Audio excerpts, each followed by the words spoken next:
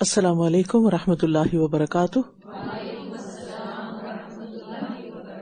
نحمده ونصلی علی رسولہ الکریم، اما بعد فاعوذ باللہ من الشیطان الرجیم، بسم اللہ الرحمن الرحیم، رب اشرح لی صدری ویسر لی امری واحلل عقدۃ من لسانی یفقہوا قولی۔ شہر رمضان الذی انزل فیہ القرآن هدى للناس وبینات من الهدى والفرقان فمن شہد منکم الشہر فلیصمه ومن كان مريضا أو على سفر فعدة من أيام أخر يريد الله بكم اليسر ولا يريد بكم العسر ولتكملوا العدة ولتكبروا الله على ما هداكم ولعلكم تشكرون۔ رمضان وہ مہینہ ہے جس میں قرآن نازل کیا گیا، جو لوگوں کے لیے سراسر ہدایت ہے، اور اس میں ہدایت اور حق و باطل میں فرق کرنے کے واضح دلائل ہیں۔ تو جو کوئی تم میں سے اس مہینے کو پائے اسے چاہیے کہ اس کے روزے رکھے، اور جو بیمار ہو یا سفر میں ہو تو دوسرے دنوں میں گنتی پوری کرے۔ اللہ تمہارے ساتھ آسانی چاہتا ہے اور وہ تمہارے ساتھ تنگی کا ارادہ نہیں رکھتا، اور تاکہ تم گنتی پوری کر لو، اور تاکہ جو اس نے تمہیں ہدایت بخشی ہے تم اس پر اللہ کی بڑائی بیان کرو اور تم اس کا شکر ادا کرو۔ رمضان اسپیشل مہینہ جس میں ایک اسپیشل نائٹ ہے جسے لیلۃ القدر کہا جاتا ہے، وہ اسپیشل کیوں ہے؟ اس لیے کہ اس میں ایک اسپیشل کتاب بھیجی گئی، قرآن، جو آج ہمارے ہاتھوں میں ہے، جسے ہم سن سکتے ہیں، جسے ہم پڑھ سکتے ہیں، جسے ہم سمجھ سکتے ہیں، جو ہمارے لیے گائیڈ بک ہے، ہمارے لیے رہنمائی کا ذریعہ ہے۔ ہدایت پر ہے یا نہیں اس کے واضح دلائل بھی اسی کتاب میں ہے۔ جہاں اس مہینے میں روزے رکھے جاتے ہیں وہاں راتوں کا قیام بھی ہوتا ہے۔ جہاں دن کی عبادت روزہ ہے وہاں رات کی عبادت بھی بہت اہم ہے، اور چونکہ اس میں وہ اہم رات اب آ رہی ہے، آج سے انشاءاللہ آخری عشرہ العشر الاواخر شروع ہو رہا ہے، تو اس عشرے میں جہاں ہمیں عبادت کرنی ہے وہاں طاق راتوں میں خاص طور پر عبادت کرنا ہے، کیونکہ لیلۃ القدر خیر من الف شہر، شب قدر 1000 مہینوں سے زیادہ بہتر ہے۔ یہ رات طلوع فجر تک سراسر سلامتی کی رات ہے۔ اس رات کی فضیلت میں پوری سورت نازل ہوئی ہے۔ اس رات کو تلاش کرتے ہوئے آخری عشرے کی طاق راتیں عبادت میں گزاری جاتی ہیں۔ جتنی عبادت آج تک آپ کرتے رہے ہیں اس سے اب کچھ نہ کچھ حصہ ضرور بڑھا دیجیے۔ اس رات میں جبریل اور فرشتے خیر و برکت اور رحمت کے ساتھ اترتے ہیں، جو تعداد میں نہایت کثیر ہوتے ہیں۔ ابو ہریرہ رضی اللہ عنہ سے روایت ہے کہ رسول اللہ صلی اللہ علیہ وسلم نے فرمایا، بلا شبہ اس رات کو زمین میں فرشتوں کی تعداد کنکریوں سے بھی زیادہ ہوتی ہے۔ اس رات میں ایک اچھا عمل 1000 ماہ کے عمل سے بہتر ہے۔ رسول اللہ صلی اللہ علیہ وسلم نے فرمایا، یہ مہینہ جو تم پر آیا ہے اس میں ایک ایسی رات ہے جو 1000 مہینوں سے بہتر ہے۔ جو شخص اس سے محروم رہا وہ ہر بھلائی سے محروم رہا۔ اس رات کی سعادت سے صرف بد نصیب ہی کو محروم کیا جاتا ہے۔ اللہ اکبر، یعنی جو اس کی سعادت سے، جو اس کی عبادت سے، جو اس میں اللہ کے قریب ہونے سے رہ گیا، بس وہ بد نصیب ہے۔ ہم بد نصیب اس کو سمجھتے ہیں جو دنیاوی اعتبار سے کمزور ہو، لیکن اصل بد نصیب وہ ہے جسے ایسے مواقع ملے اور وہ ان سے پورا فائدہ نہ اٹھائے۔ امام معتمر کہتے ہیں کہ میرے والد جب رمضان آتا تمام گھر والوں کو یہ کہتے ہوئے بیدار کرتے، جاگ جاؤ، شاید کہ آئندہ سال تمہیں یہ مہینہ نہ مل سکے۔ ابن رجب کہتے ہیں، اے وہ شخص جس نے اپنی زندگی کے سال ضائع کر دیے، ان کھوئے ہوئے اور ضائع شدہ سالوں کی تلافی لیلۃ القدر کے سوا کسی چیز سے نہیں ہو سکتی۔ یعنی پچھلی زندگی جو ضائع کر بیٹھے ہو، اللہ کی عبادت کا حق ادا نہیں کیا، وہ کبھی پوری نہیں ہو سکتی سوائے اس کے کہ تم لیلۃ القدر پالو، کیونکہ یقیناً یہ رات تمہاری پوری زندگی کے برابر ہے۔ 80 سال سے زیادہ بنتے ہیں 1000 مہینے۔ تو لیلۃ القدر کی تلاش رمضان کے آخری عشرے کی طاق راتوں میں کرنی چاہیے، اور ویسے تو شب قدر کی راتوں میں قیام کرنا گناہوں کی بخشش کا باعث ہے، لیکن جو بھی ایمان اور احتساب یعنی ثواب کی نیت سے ایسا کرے گا اس کے پچھلے گناہ معاف کر دیے جائیں گے۔ لہٰذا پوری توجہ سے عبادت کرنی چاہیے. عام طور پر لوگ مساجد وغیرہ میں چلے جاتے ہیں تاکہ ماحول ملے ان کو اور عبادت بہتر ہو سکے، لیکن افسوس کے ساتھ کہنا پڑتا ہے کہ وہاں جا کر بھی بعض اوقات اور خصوصاً خواتین کے پورشن میں چٹ چیٹ ختم نہیں ہوتی، اذان ہو رہی ہے، باتیں ہو رہی ہیں، حالانکہ اذان کا جواب دے کے دعا کریں تو دعا قبول ہوتی ہے. ہو سکتا ہے رحمتیں اور برکتیں برس رہی ہیں اور ہم آپس کی باتوں میں اور کپڑوں اور جیولری کی باتوں میں اور ادھر ادھر کی چیزوں میں مصروف ہوں، تو اس لیے زیادہ سے زیادہ خاموشی کے ساتھ اور توجہ کے ساتھ عبادت کریں. کسی بھی طرح کی گپ شپ اور خاص طور پر لڑائی جھگڑے سے تو بہت ہی پرہیز کیا جائے. پوری توجہ اپنے مقصد پر ہو کہ میں یہاں آئی کیوں ہوں، یعنی عبادت کی طرف ہو. اور اگر کوئی اور ایسا کچھ کر رہا ہے تو اس کو روکا جائے، یعنی انگلی کے اشارے سے ہونٹوں پہ ہاتھ رکھ کے چپ کرایا جائے، لیکن بول بول کے چپ نہ کرایا جائے کیونکہ اس سے ایک اور ہنگامہ شروع ہو جاتا ہے. اور اسی طرح ایسے بیگز، ایسے چیزیں، برتن وغیرہ یعنی کپ پلیٹیں وغیرہ نہیں لے کر جائیں گے جن کا شور ہو اور پھر وہ مسجد کے ادب میں خلل ڈالیں اور آپ وہ نہ کر سکیں جو کرنے کے لیے گئے ہیں. رسول اللہ صلی اللہ علیہ وسلم ایک دفعہ لوگوں کو شب قدر کے بارے میں بتانے کے لیے تشریف لا رہے تھے کہ دو مسلمان آپس میں جھگڑنے لگے، کسی بات پہ بحث ہو گئی. اس پر آپ نے فرمایا میں آیا تھا کہ تمہیں شب قدر بتا دوں، لیکن فلاں اور فلاں نے آپس میں جھگڑا کر لیا، بس اس کے معین وقت کا علم اٹھا لیا گیا. امید ہے تمہارے حق میں یہی بہتر ہوگا. یعنی اب اتنی تکلیف کی بات ہے، ورنہ ہمیں اسپیسیفک نائٹ پتا ہوتی اور ہم میں سے ہر کوئی اس کا اہتمام کر لیتا تو ہم محروم نہ رہتے ایٹ لیسٹ. لیکن یہ ہے کہ لوگوں کے جھگڑے کی وجہ سے یہ نقصان ہوا. لیکن نبی صلی اللہ علیہ وسلم ہر شر میں سے خیر نکال لیتے تھے اور ہمیشہ پازیٹیو رہتے تھے. اور اس میں ہم دیکھتے ہیں کہ پھر اس ایک رات کی تلاش میں انسان 9 یا 10 راتیں جاگ لیتا ہے الحمدللہ. اس رات کی کچھ علامتیں بھی ہیں. شب قدر کی صبح کو سورج کے بلند ہونے تک اس کی شعاع نہیں ہوتی، وہ ایسے ہوتا ہے جیسے تھالی، یعنی گول سا بغیر شعاؤں کے نا. ابو ہریرہ کہتے ہیں کہ ہم نے رسول اللہ صلی اللہ علیہ وسلم کے پاس شب قدر کا ذکر کیا تو آپ نے فرمایا تم میں سے کون اسے یعنی شب قدر کو یاد رکھتا ہے؟ اس میں جب چاند نکلتا ہے تو ایسے ہوتا ہے جیسے بڑے تھال کا کنارہ، یعنی اس کی بھی کوئی شعاع وغیرہ نہیں ہوتی. اب سورج کو تھالی سے تشبیہ دی گئی، چاند کو تھال سے تشبیہ دی گئی، یعنی اس کا یعنی صرف چمکدار کنارہ نہیں بلکہ باقی حصہ بھی نظر آ رہا ہوتا ہے. اسی طرح ایسی رات ہوتی ہے کہ جس میں سورج طلوع ہوتا ہے تو اس کی سرخی مدھم ہوتی ہے، یعنی لائٹر سائڈ پہ ہوتا ہے. حضرت زر سے روایت ہے کہ میں نے حضرت ابی ابن کعب کو یہ فرماتے ہوئے سنا. ان سے کہا گیا کہ عبداللہ بن مسعود فرماتے ہیں جو آدمی سارا سال قیام کرے وہ لیلۃ القدر کو پہنچ گیا. وہ سارا سال ہی کوئی رات مس نہیں کرتا تو لیلۃ القدر بھی اس کی مس نہیں ہوگی. ابی فرمانے لگے اللہ کی قسم جس کے سوا کوئی معبود نہیں، وہ شب قدر رمضان میں ہے. وہ یقین کے ساتھ قسم کھاتے ہیں اللہ کی قسم بے شک میں جانتا ہوں وہ کون سی رات ہے. یہ وہی رات ہے جس میں اللہ کے رسول صلی اللہ علیہ وسلم نے ہمیں قیام کا حکم دیا. اس رات کی صبح 27 تاریخ تھی اور اس کی علامت یہ تھی کہ سورج طلوع ہوا تو اس کی سفیدی میں شعاع نہ تھی. تو اس لیے بہت سے لوگوں کا اس حدیث کی بنیاد پر رجحان ہے کہ 27ویں شب ہوتی ہے، لیکن نبی صلی اللہ علیہ وسلم نے خود اس کو اسپیسیفائی نہیں کیا. تو اب یہ ہے کہ ہم سب کی تمنا بھی ہونی چاہیے، دعا بھی ہونی چاہیے اور اس کے اندر عبادت کا اہتمام بھی کرنا چاہیے. اس کے لیے کچھ پلاننگ کر لیں. نفل پڑھنے ہیں، کتنے پڑھنے ہیں، یعنی تراویح کے علاوہ اگر کچھ پڑھنا ہے یا تلاوت ہے یا تسبیح ہے یا دعائیں ہیں، اذکار ہیں، اور دعاؤں میں کیا کیا دعائیں مانگنی ہے وہ ساری لکھ لی جائیں. اور اپنے ساتھ اپنے بچوں اور گھر والوں کو بھی عبادت میں شریک کریں. اور اگر خواتین کو پیریڈز آئے ہوئے ہیں تو وہ بھی بیٹھ کے تسبیح اور ذکر کر سکتی ہیں اور قرآن مجید کی تلاوت سن سکتی ہیں. یعنی بعض لوگوں کو ہوتا ہے کہ ہم پڑھ نہیں سکتے، اگرچہ دونوں اوپینین پائے جاتے ہیں. کچھ علماء کہتے ہیں پڑھ سکتے ہیں کیونکہ منع نہیں کیا گیا، کچھ کہتے ہیں کہ نہیں یہ چونکہ نماز نہیں پڑھ سکتے تو قرآن بھی نہیں پڑھے. تو بہرحال جس طرف بھی آپ کا دل راغب ہوتا ہے وہ کریں، لیکن اس کے ساتھ یہ ہے کہ اگر آپ کا دل نہیں مانتا تلاوت کو تو آپ تلاوت سننا شروع کر دیں. ہو سکتا ہے ساری رات میں آپ 10 سپارے سن جائیں جو باقی کبھی آپ نے نہ سنے ہوں. اور پھر یہ ہے کہ خاص دعا لیلۃ القدر کی جو نبی صلی اللہ علیہ وسلم نے حضرت عائشہ کو سکھائی تھی، اللہم انک عفو تحب العفو فاعف عنی.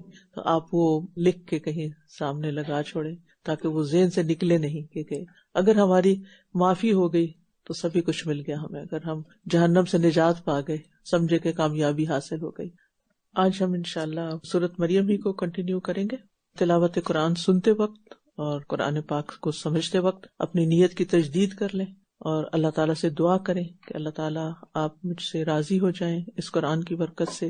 جو میں یہ کام کر رہی ہوں، اس مجلس میں حاضر ہوئی ہوں، تیرا وعدہ ہے کہ اس کے بعد تو بخش دیتا ہے. اے اللہ تو ہم سب کو بخش دے اور ہم یہاں سے وہ سبق لے کر اٹھیں کہ جس سے ہماری زندگی میں تبدیلی آئے، اور اللہ تعالیٰ ہمیں اپنے پسندیدہ بندوں میں شامل کر لے، اور اللہ تعالیٰ ہمارے دلوں کو بندوں کی غلامی سے نجات دے دے کہ ہم یہ سوچنا چھوڑ دیں کہ لوگ کیا کہتے ہیں اور لوگ میرے بارے میں کیا سوچتے ہیں۔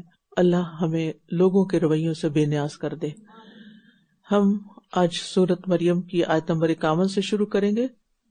واذكر في الكتاب موسى إنه كان مخلصا وكان رسولا نبيا وناديناه من جانب الطور الأيمن وقربناه نجيا ووهبنا له من رحمتنا أخاه هارون نبيا واذكر في الكتاب إسماعيل إنه كان صادق الوعد وكان رسولا نبيا وكان يأمر أهله بالصلاة والزكاة وكان عند ربه مرضيا واذكر في الكتاب إدريس إنه كان صديقا نبيا ورفعناه مكانا عليا أولئك الذين أنعم الله عليهم من النبيين من ذرية آدم وممن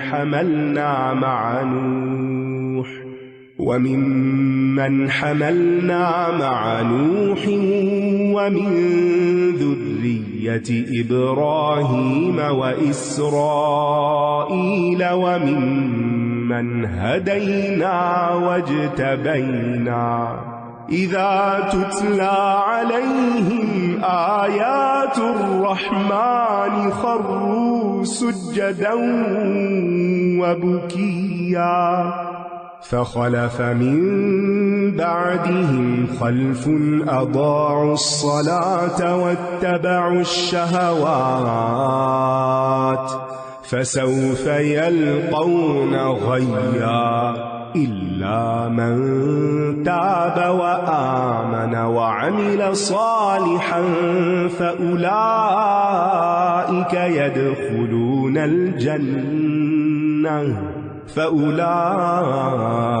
يدخلون الجنة ولا يظلمون شيئا جنات عدن التي وعد الرحمن عباده بالغيب إنه كان وعده مأتيا لا يسمعون فيها لغوا إلا سلاما ولهم رزقهم فيها بكرة وعشيا تلك الجنة التي نورث من عبادنا من كان تقيا وما نتنزل إلا بأمر ربك له ما بين أيدينا وما خلفنا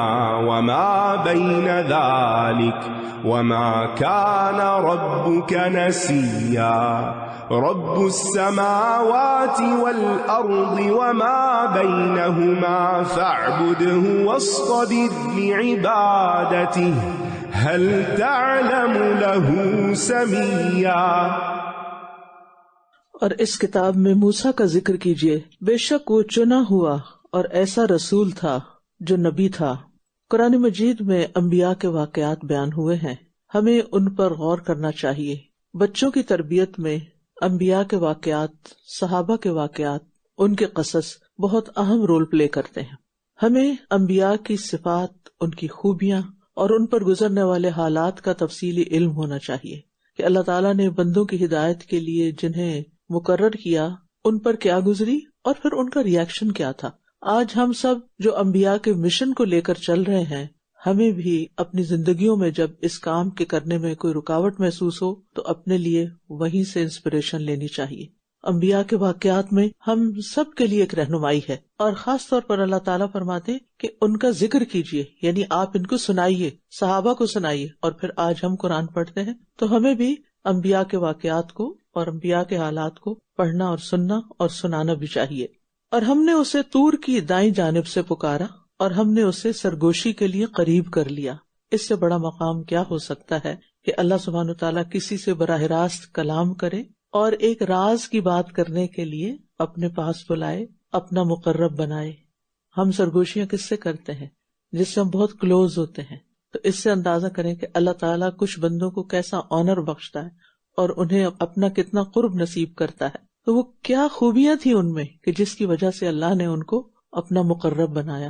ہمیں بھی اپنے اندر ایسی خوبیاں لانے کی ضرورت ہے، اور ہم نے اپنی رحمت سے اسے اس کا بھائی ہارون نبی بنا کر عطا کیا، مددگار کے طور پر۔ بڑے کام کے لیے تنہا سفر آسان نہیں ہوتا، مددگار سے انسان مشکل سے مشکل حالات میں ہمت باندھ کر آگے بڑھتا چلا جاتا ہے۔ اور اس کتاب میں اسماعیل کا ذکر کیجیے، بے شک وہ وعدے کا بہت سچا اور ایسا رسول تھا جو نبی تھا۔ یہ 5واں قصہ یا 5واں ذکر ہے اسماعیل علیہ السلام کا، جو ابراہیم علیہ السلام کے بیٹے تھے اور تمام اہل حجاز کے باپ تھے، یعنی مکہ میں آبادی وہاں ان سے شروع ہوئی۔ سب سے پہلے حضرت ہاجر اور اسماعیل علیہ السلام وہاں ہجرت کر کے گئے تھے اللہ کے حکم سے، جب وہ دودھ پیتے تھے، پھر آگے وہاں ان سے نسل چلی۔ اسماعیل علیہ السلام کی خاص خوبی یہاں بتائی گئی ہے کہ وہ وعدے کے پکے تھے۔ کہا جاتا ہے کہ جب وہ کوئی وعدہ کرتے تو انشاءاللہ ضرور کہا کرتے تھے، جیسے ستجدنی انشاءاللہ من الصابرین انہوں نے اپنے والد سے کہا، اور پھر اس کے بعد بے دھڑک چھری کے نیچے لیٹ گئے۔ وعدہ پورا کرنا ایمان کی علامت ہے، کمٹمنٹ نبھانا ایمان کی علامت ہے، اور یہ اسماعیل علیہ السلام کا اعزاز ہے کہ اللہ نے ان کو رسول اور نبی بنایا۔ اس سے ان کے بلند مرتبے کا اظہار ہوتا ہے، اور انہیں بنو جرہم کی طرف رسول بنا کر بھیجا گیا۔ وہ ان کے داماد بھی تھے اور یہ اللہ کے چنے ہوئے بندوں میں سے تھے۔ وہ اپنے گھر والوں کو نماز اور زکوٰۃ کا حکم دیتا تھا، یعنی ابھی مکہ آباد ہو رہا ہے اور وہ ان کو تعلیم جو دے رہے ہیں اس میں نماز کا حکم اور پھر زکوٰۃ کا۔ ابراہیم علیہ السلام نے اسماعیل علیہ السلام کے ساتھ مل کر کعبہ تعمیر کیا تھا، اور ابراہیم علیہ السلام کی دعائیں دیکھیں کہ تاکہ یہ نماز قائم کرے۔ تو مسجد کے قریب ہونا انسان کی خوش قسمتی کی علامت ہے، تاکہ صحیح معنوں میں وہ نماز قائم کرے۔ مردوں کی نماز جماعت سے ہی قائم ہوتی ہے، وہ اقامت صلاۃ کا ایک حصہ ہے۔ اور زکوٰۃ کا حکم دیتا تھا۔ زکوٰۃ مالدار پر ہوتی ہے، اس سے پتہ چلتا ہے کہ ان کو اللہ نے وسائل دیے، یعنی مکہ میں اللہ سبحانہ تعالیٰ نے رزق کی فراوانی کی، تبھی پھر زکوٰۃ کا حکم آیا۔ اور وہ اپنے رب کے ہاں بہت پسندیدہ تھا۔ ایسے لوگ جو وعدہ نبھائیں، انسانوں کے ساتھ کیے ہوئے کمٹمنٹ نبھائیں اور اس کے ساتھ ساتھ اللہ کی عبادت بھی کریں، وہ رب کے پسندیدہ ہو جاتے ہیں۔ اور پھر آپ دیکھیے کہ اصلاح کا کام گھر سے شروع ہونا چاہیے۔ پہلے اپنی ذات کی اصلاح، وعدے کا پکا ہونا، پھر اس کے بعد گھر والوں کو نماز اور زکوٰۃ کا حکم، پھر اس کے بعد باقی سوسائٹی آتی ہے۔ اگر ایک انسان کے اپنے اندر ہی ایمان نہیں ہے، کیونکہ وعدہ پورا کرنا ایمان کا حصہ ہے، تو پھر وہ دوسروں کو کس چیز کی تعلیم دے رہا ہے۔ اور پھر آپ دیکھیے کہ کس طرح اللہ سبحانہ تعالیٰ نے ہم میں سے ہر ایک کو حکم دیا ہے کہ یا ایھا الذین آمنوا قوا انفسکم واہلیکم نارا، اے ایمان والو اپنے آپ کو اور اپنے گھر والوں کو آگ سے بچاؤ۔ تو ہمارے بچوں کا ہم پر پہلا حق ہے کہ ہم ان کی تعلیم و تربیت کا اہتمام کریں۔ صرف اسلامک اسکول میں بھیج دینا کافی نہیں، جب تک یہ ٹرائنگل پورا نہیں ہوتا، بچہ، والدین اور استاد یہ تینوں مل کے کام نہیں کرتے، ایک دوسرے سے تعاون نہیں کرتے، تربیت کا عمل مکمل نہیں ہوتا۔ اور اس میں آپ دیکھیے کہ بچوں کی تربیت میں مسجد کا بہت بڑا رول ہوتا ہے، لہٰذا صرف خود تراویح پڑھنے نہیں جائیں، خود قیام کرنے نہیں جائیں، کسی بھی طرح منت سماجت کر کے موٹیویٹ کر کے بچوں کو بھی ساتھ لے جائیں، ان کو مسجد کی عادت ڈالیں۔ صرف گھر میں قرآن پڑھانے کی بجائے مساجد میں جو قرآن پڑھانے کا اہتمام ہوتا ہے وہاں بچوں کو لے کر جائیں، اور اس فرض کو صرف دوسروں کے سپرد نہ کریں بلکہ خود انجام دیں۔ اگر ہم بچے کو اسکول چھوڑ سکتے ہیں تو بچے کو مسجد بھی لے جا سکتے ہیں۔ اور پھر آپ دیکھیں کہ ان کاموں کی وجہ سے اگر آپ اللہ کے پسندیدہ بن جاتے ہیں تو اس سے بڑی پھر اور سعادت کیا ہوگی۔ اور اس کتاب میں ادریس کا ذکر کیجیے، بے شک وہ نہایت سچا تھا اور نبی تھا، یہاں رسول کا لفظ نہیں آیا، اور ہم نے اسے ایک بلند مقام پر اٹھا لیا۔ ادریس علیہ السلام نوح علیہ السلام کے آبا و اجداد میں سے تھے. ان کا زمانہ نوح علیہ السلام سے پہلے کا تھا. امام بخاری کہتے ہیں کہ نوح علیہ السلام کے والد کے دادا ہیں، یعنی ان کے پردادا ہوئے. اور بھی بہت سے مفسرین کی یہی رائے ہے. اور پھر یہ کہ سچائی ان کی خاص صفت ہے. اسماعیل علیہ السلام کی وعدہ کا پورا کرنا، اور یہاں ادریس علیہ السلام کانا صدیقا نبیہ. تو جب انسان سچا ہوتا ہے تو اللہ سبحانہ وتعالیٰ اس سچ کی بنا پر اس کو بلند درجے عطا کرتا ہے. آدم کی اولاد میں سے یہ وہ انبیاء ہیں جن پر اللہ نے انعام کیا، اور کچھ وہ جنہیں ہم نے نوح کے ساتھ سوار کیا، اور کچھ ابراہیم اور اسرائیل یعنی یعقوب کی اولاد میں سے، اور کچھ ان میں سے ہیں جن کو ہم نے ہدایت دی اور چن لیا. جب ان پر رحمان کی آیات پڑھی جاتی ہیں تو وہ سجدہ کرتے ہوئے اور روتے ہوئے گر پڑتے تھے. آدم کی اولاد ادریس علیہ السلام، ادریس علیہ السلام کی اولاد نوح علیہ السلام، نوح علیہ السلام کی اولاد میں سے ابراہیم علیہ السلام، پھر ان کی اولاد میں سے اسماعیل، اسحاق، یعقوب، اور پھر یعقوب علیہ السلام کی یعنی اسرائیل کی اولاد میں سے موسیٰ، ہارون، زکریا، یحییٰ اور عیسیٰ ابن مریم. یہ پیغمبروں کی ترتیب ہے. اور ان کی خاص خصوصی صفت کیا بتائی گئی ہے کہ یہ اتنے بڑے مقام پہ ہونے کے باوجود یہ عاجزی اختیار کرتے تھے، خشوع اختیار کرتے تھے، اللہ کی آیات سن کر پڑھ کر روتے تھے. ہمیں بھی اپنا جائزہ لینا چاہیے کہ کیا قرآن کی آیات سے ہمارے دل بھی پگھلتے ہیں، نرم ہوتے ہیں، آنکھیں آنسو بہاتی ہیں. اور پھر یہ کہ صرف روتے نہیں تھے بلکہ سجدہ بھی کرتے تھے. تو ہر زمانے کے نیک لوگوں کی صفت یہی رہی ہے کہ وہ اللہ کے لیے سجدہ کرتے ہیں، اللہ کے آگے جھک جاتے ہیں، اور ان جھکنے والوں کے لیے اللہ کی رحمتیں نازل ہوتی ہیں. آج بہت سے لوگ ہیں جو سجدے کر رہے ہیں لیکن رونے والے کہاں ہیں؟ راتوں کو قیام کی حالت میں دیکھ لیجئے، مساجد میں اماموں کو دیکھ لیجئے، مقتدین کو دیکھ لیجئے، بہت کم ہوتا ہے کہ کہیں کوئی رو رہا ہو، الا ماشاء اللہ جس کا دل اللہ پگھلا دے. پھر ان کے بعد ایسے برے جانشین آئے جنہوں نے نماز ضائع کر دی اور نفسانی خواہشات کی پیروی کرنے لگے، آرام کرنے لگے، سوشلائزنگ کرنے لگے. تو عنقریب وہ گمراہی کے انجام کو جا پہنچیں گے. یعنی وہ یہ نہ سوچیں کہ اگر انہوں نے مسجد اور نماز اور عبادت چھوڑ دی ہے تو وہ بہت کامیاب لوگ ہیں، وہ اس کا مزہ چکھیں گے جو کچھ وہ کر رہے ہیں. تو ایک طرف انعام یافتہ لوگوں کی بات ہوئی، اس کے برعکس غفلت برتنے والوں کا انجام بتایا گیا.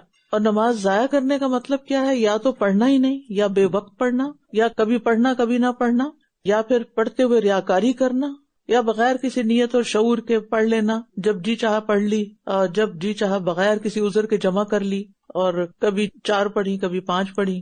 تو یہ ساری صورتیں جو ہیں یہ نماز کو ضائع کرنے کی ہیں. تو جو بھی نماز ضائع کرتا ہے اس کا انجام بربادی کے سوا کچھ نہیں، کیونکہ یہاں پر واضح بتا دیا گیا.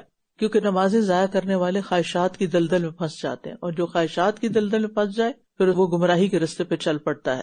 کیونکہ نماز صبر کا تقاضا کرتی ہے نا، تو جس کے اندر صبر آ جاتا ہے، سیلف کنٹرول آ جاتا ہے، وہ خواہشات کو بھی قابو کر لیتا ہے. اور یہ بات تو مانی ہوئی ہے کہ جس شخص کی جتنی زیادہ خواہشات ہوں گی وہ اتنا ہی زیادہ اللہ سے دور ہوگا، کیونکہ وہ اپنی خواہشات کو پورا کرنے کے پیچھے ہی دوڑ رہا ہوگا. سوائے ان کے جو توبہ کر لیں اور ایمان لے آئیں اور نیک عمل کریں تو یہی لوگ جنت میں داخل ہوں گے اور وہ کچھ بھی ظلم نہ کیے جائیں گے. گناہوں سے توبہ کرنے والا ایسا ہے جیسے اس نے گناہ کیا ہی نہ ہو. لیکن سچی توبہ کون سی ہوتی ہے؟ جس کی تصدیق عمل سے ہوتی ہے. یعنی اس شخص کا پھر مائنڈ سیٹ چینج ہو جاتا ہے، لائف سٹائل چینج ہو جاتا ہے. ہمیشگی کے باغات میں جن کا وعدہ رحمان نے اپنے بندوں سے غائبانہ طور پر کیا ہے، بے شک اس کا وعدہ پورا ہو کر رہنے والا ہے. جنت کو اللہ نے اپنے نام رحمان کی طرف منسوب کیا ہے. وہ اس میں کوئی لغو بات نہ سنیں گے مگر سلامتی کی بات، اور وہاں ان کے لیے صبح و شام ان کا رزق ہوگا. دنیا میں بھی لغو سے پاک محفلیں بڑی ہی اچھی ہوتی ہیں جس میں فضول باتیں نہ ہو، کسی کا مذاق نہ اڑایا جائے، جھوٹ نہ بولا جائے، غیبت نہ کی جائے، یعنی جس میں کوئی کام کی بات ہو، جس مجلس سے اٹھ کر انسان کا دل خوش ہو جائے. تو یہ دنیا میں پوری طرح میسر نہیں ہوتی، لیکن جنت میں ایسے ہی ہوگی کہ وہاں فضول باتیں نہیں ہوں گی. اور اس کے لیے ابھی سے مزاج بنانا ہوگا. کچھ لوگوں کا کنسٹرکٹیو کنورسیشن میں، اچھی بات میں دل نہیں لگتا، تو اگر یہاں مزہ نہیں آتا آپ کو کسی کام کی بات میں تو پھر وہاں کیسے آئے گا. اور پھر صبح شام ان کا رزق، جو چیز صبح ملے شام ملے سمجھے کہ وہ ایور اویلیبل ہے. اس کا یہ مطلب نہیں کہ دن کو روزہ رکھوایا جائے گا اور سحری افطاری کا یہ اہتمام ہوگا. مراد یہ کہ ہر وقت، یہ ایک محاورہ بھی ہے، تم صبح شام یہی کچھ کرتے رہتے ہو، کیا مطلب ہے؟ یعنی ہر وقت یہ کرتے ہو، یعنی جنت میں جو جب طلب کریں گے مل جائے گا. یہ ہے وہ جنت جس کا وارث ہم اپنے بندوں میں سے اسے بنائیں گے جو متقی ہوگا. یہ جنت کے وارثوں کی صفات ہے. اور متقی کون ہوتا ہے؟ جو برائیوں سے بچتا ہو. اور ہم آپ کے رب کے حکم کے بغیر نہیں اترا کرتے، یعنی جبریل علیہ السلام اور فرشتے. اسی کا ہے جو ہمارے آگے ہے اور جو ہمارے پیچھے ہے اور جو اس کے درمیان ہے. اور آپ کا رب کبھی بھولنے والا نہیں. یعنی اللہ سبحانہ وتعالیٰ نے ہر طرح کے احکام اپنی کتاب میں واضح کر دیے ہیں، اور اللہ تعالیٰ ظالم مظلوم سب کو جانتا ہے اور کسی کو بھی بھولا ہوا نہیں ہے اور کسی کی ضرورت کو بھی بھولا ہوا نہیں.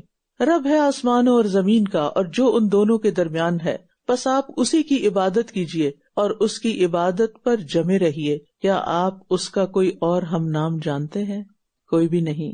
عبادت کیجیے اور عبادت پر جمے رہیے، صبر اختیار کیجیے، یعنی تسلسل کے ساتھ، عزم اور استقلال کے ساتھ، ڈٹرمینیشن کے ساتھ. کیونکہ عبادت جو ہوتی ہے نا، وہ ایک بوجھل کام ہوتا ہے، نفس پہ بھاری ہوتا ہے اور اس کے راستے میں بعض اوقات اٹکاؤ اور مشکلات بھی ہوتی ہیں. تو ایسی صورت میں پھر انسان کو صبر سے کام لینا چاہیے. اور عبادت کی مختلف قسمیں ہیں نا، جیسے نماز ہے، روزہ ہے، حج ہے، زکوٰۃ ہے. کچھ عبادتیں سال کے بعد آتی ہیں، کچھ ہر روز ہوتی ہیں. آپ دیکھیں کہ روزے میں بھی صبر ہے، نماز میں بھی صبر ہے، حج تو ہے ہی صبر کا سفر.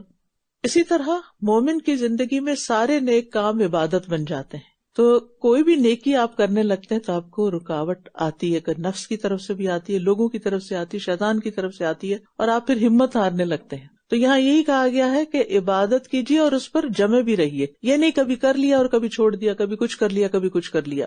بندہ مومن جو ہوتا ہے وہ اللہ کی خوشنودی کے لیے اپنے نفس کے خلاف جا کر اللہ کی عبادت کو خوشی سے انجام دیتا ہے. لہٰذا اگلے 10 دن آپ نے جو کچھ کرنا ہے خوشی سے کرنا ہے، شوق سے کرنا ہے اور دعا کرنی ہے، اللہ میرے لیے اس عبادت میں دل کی خوشی رکھ دے اور ایک لذت اور سکون عطا کر دے. اور آپ فیل کریں گے کہ آپ جو نماز پڑھ رہے ہوں گے آپ کے اندر ایک خوشی کی کیفیت آئے گی. تو یہ خوشی مانگا بھی کریں.